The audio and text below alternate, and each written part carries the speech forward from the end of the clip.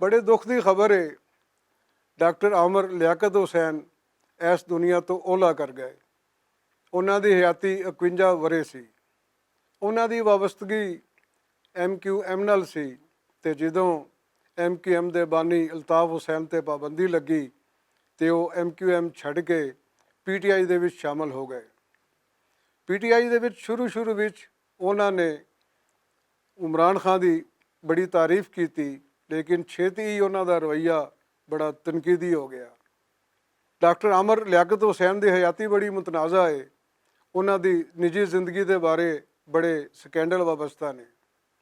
आमर लियाकत हुसैन एक होरवीं किस्म के एंकर सन।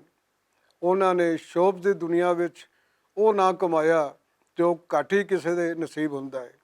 मिडल क्लास घराने नाल ताल्लुक रखने वाले डॉक्टर आमर लियाकत हुसैन बाद विच करोड़ों अंदर खेडे। वेख्या जाए तो बड़ी एक अजीब जी गल है कि जो लोग वखरे जे होंदे ने, जिन्हां दा ताल्लुक शोब्स नाल है या तखलीक दे किसी भी फील्ड दे नाल है, उन्हां दी कदी भी किसी नाल नहीं बनती। उन्हां बारे आख्या जाता है वो ना किसी दे भैन भरा होंदे ने, ना किसी दे पुत्र धी होंदे ने, ना फिर वो बीवी दे शौहर होंदे ने, ते ना वो शौहर दे हो के रहिंदे ने। इसलिए कि उन्हां दी एक अपनी जिंदगी हुंदी है जिस विच वो मगन रहिंदे ने, ते आम जिंदगी आम लोगों की जिंदगी किसी होर पासे जाती है। जबकि तखलीकारां की जिंदगी शोब्स नाल ताल्लुक रखने वालियां दी हयाती कुछ होर ही खेड है। ये खेड वखरी है। उस खेड चों निकलना ना उन्हां दे वस है ते ना उस खेड चों कढ़ना उन्हां दी अंगसाक दा काम है। डॉक्टर आमर लियाकत हुसैन ने 3 विआह किए। पहला विआह नाकाम होने तो बाद उन्होंने दूजा विआह किया, वो भी नाकाम होया।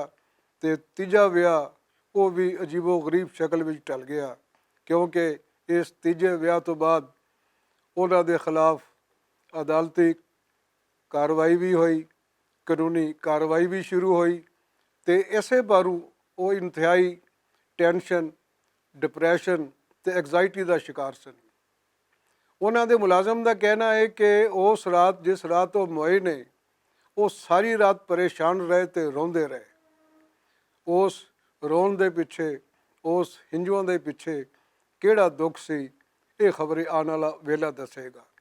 उन्होंने मौत किहो जिहे हालात विच होई, किवें होई, उहदा कारण की सी, इस ते भी अजे परदे पै ने। अजे पोस्टमार्टम की रिपोर्ट नहीं आई। हो सकता है कि पोस्टमार्टम की रिपोर्ट आने तो बाद कुछ ऐसिया गल्लां भी सामने आन जिहड़ियां कि अजे तक सामने नहीं आईयां। डॉक्टर आमर लियाकत हुसैन खुश शकल सन, खुश लिबास सन, तो उन्होंने गल करन दा चज आंदा सी, ते ऐसे पारों वो लोगों के विच बड़े पॉपूलर सन। उन्होंने चाहने वालों की तादाद जिन्नी सी, उन्हां उत्ते तनकीद करने वालों की तादाद भी उन्नी ही सी। डॉक्टर आमर लियाकत हुसैन ने कभी भी किसी तनकीद की परवाह नहीं की ते अपनी राह ते टुरे रहे। ये कहना कि उन्हां दा खला कदी नहीं पुर हो सकता, एक आम जी सतही जी गल है। इसलिए कि वेले का पहिया टुरदा रहिंदा है।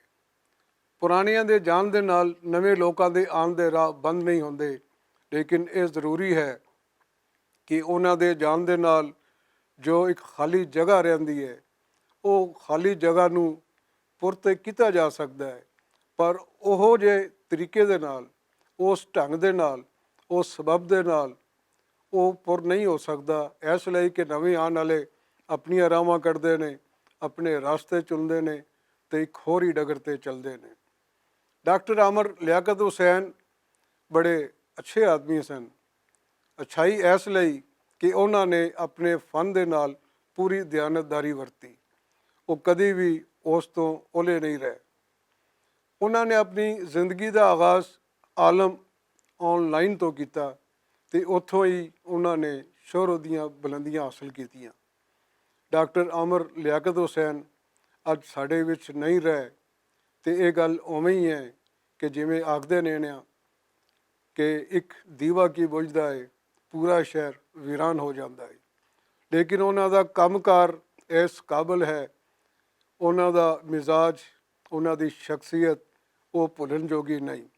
ਉਹਨਾਂ ਨੇ ਜੋ ਕੁਝ ਕੀਤਾ, ਖਾਸ ਤੌਰ 'ਤੇ ਆਲਮ ਔਨ ਲਾਈਨ ਦੇ ਰਾਹੀਂ, ਉਹ ਉਹਨਾਂ ਦੀ ਬਖਸ਼ਿਸ਼ ਲਈ ਕਾਫੀ ਹੈ। ਸਾਨੂੰ ਉਮੀਦ ਹੈ ਕਿ ਉਹਨਾਂ ਦਾ ਨਾਂ ਉਸ ਤਾਰੀਖ ਦੇ ਵਿੱਚ ਜ਼ਿੰਦਾ ਰਹੇਗਾ ਜਿਸ ਨੂੰ ਅਸੀਂ ਸ਼ੋਬਸ ਦੀ ਤਾਰੀਖ ਕਹਿੰਦੇ ਹਾਂ। ਅੱਜ ਉਹਨਾਂ ਦੇ ਚਲਾਣਾ ਕਰਨ ਤੋਂ ਬਾਅਦ ਜਿੰਨੇ ਲੋਕ ਉਹਨਾਂ ਨੂੰ ਚਾਹੁੰਦੇ ਸਨ ਉਹ ਵੀ ਦੁਖੀ ਨੇ, ਅਤੇ ਜਿੰਨੇ ਲੋਕ ਉਹਨਾਂ ਉੱਤੇ ਤਨਕੀਦ ਕਰਦੇ ਸਨ ਉਹ ਵੀ ਸੁਖੀ ਨਹੀਂ, ਉਹ ਵੀ ਉਦਾਸ ਨੇ। ਅਤੇ ਇਸ ਉਦਾਸੀ ਦਾ ਖਲਾ ਕਦੋਂ ਭਰੇਗਾ ਇਹਦਾ ਕੋਈ ਪਤਾ ਨਹੀਂ।